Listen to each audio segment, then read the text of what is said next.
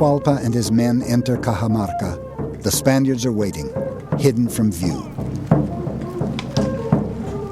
There were 5,000 or 6,000 men, and behind them the figure of Atahualpa seated on a very fine litter, lined with feathers and embellished with gold and silver.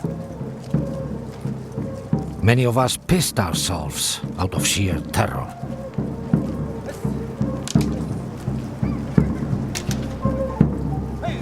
The square is filled with Atahualpa's people, but there's not one Spaniard that side. Atahualpa asks, "Where are these dogs?" One of his right hands answers, "They have run away because they are afraid of the magnificent Inca." Of course, the whole crowd listened to this and believed that this was the case. Me presento ante vosotros en nombre de la cristiandad. Pizarro sends out his priest to confront Atahualpa. Para enseñaros el camino de la verdad. The conquistadors are obliged to try and convert native people before any resort to violence. Pinkanki sunkasapa. Mokakakani intech churingmi. Mokankani intitaitach churing. Manang imaparruanay kichu kay peja. Mi poder procede de mi Señor. Sus palabras están escritas en este libro.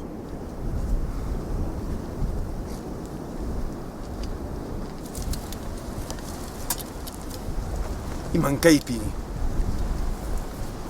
Atahualpa has never seen a book before. He doesn't know what to do with it. Imankay. Manang imapaschu kayka. Manang rimas kayki kay picanchu. ¿Cómo te atreves, indio perro?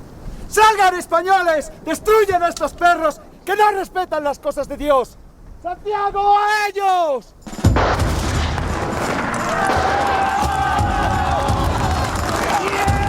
At that moment, with the crowd absolutely unprepared, the horses come. There was massive panic.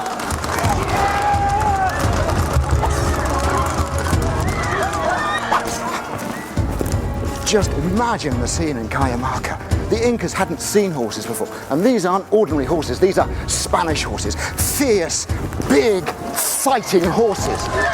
They could get in amongst men, they would trample men, and they made the most excellent platform. From the horse, you could stab down to the left, stab down to the right. You could cut, you could scythe, hacking all about you.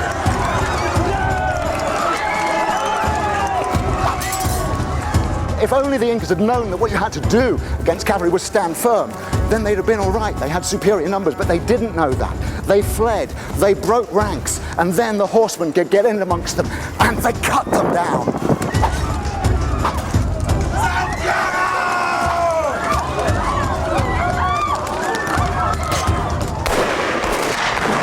There was an Inca god called Viracocha, and he was a white man, and he was the god of thunder. And they thought these men with their arquebuses were the very incarnation of Viracocha.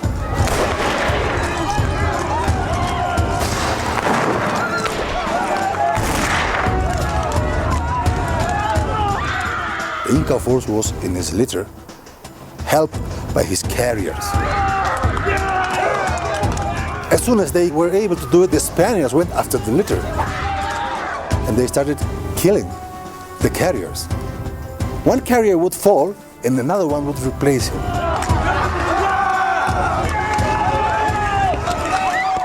Only at the very, very, very end of the tragedy, the litter started to move because there were no more carriers left.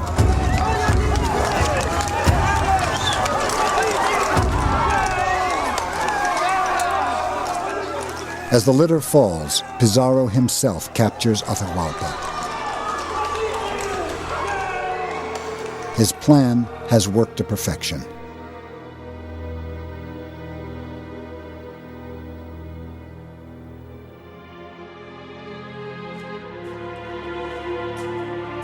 Atahualpa is taken to a makeshift prison in the royal quarters at Cajamarca. He thought we were going to kill him, but we told him no.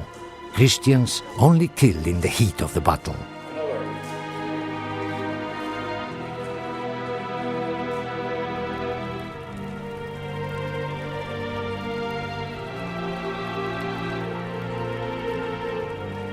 Outside, thousands of Incas are dead. The rest of the army has retreated to the hills. In spite of a massive imbalance in numbers, Spanish horses, swords, and strategy have proved decisive. But the Spaniards possessed another weapon they didn't even know they had. A weapon of mass destruction that had marched invisibly ahead of them.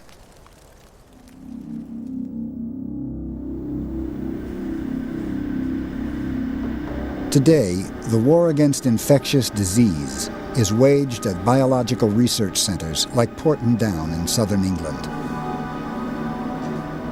They produce vaccines here against the world's deadliest viruses. In the 16th century, there were no vaccines, and there was no protection from the rampant spread of infectious disease.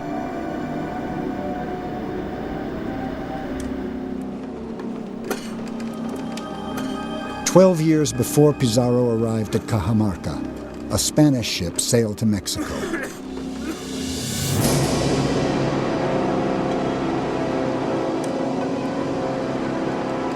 On board, one of the slaves was suffering from the first signs of a fever.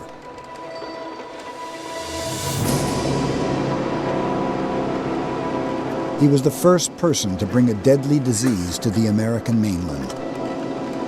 The disease was smallpox.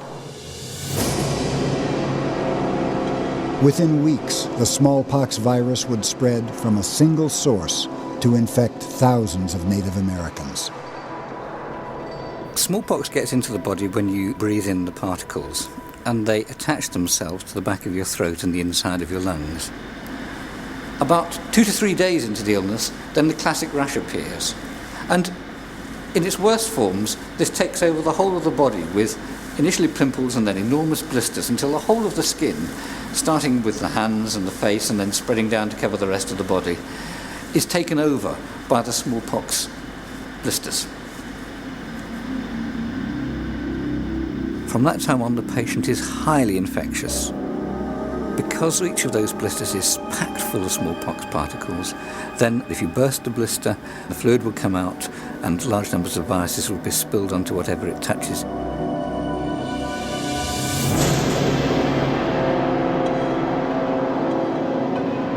"10 to 12 days later, his friends would begin to be taken ill, and then 10 to 12 days after that, their friends. That kind of rate means the disease spreads exponentially. Its rate of increase gets bigger and bigger and bigger the more people are infected, until eventually it will cause tremendous devastation in the population.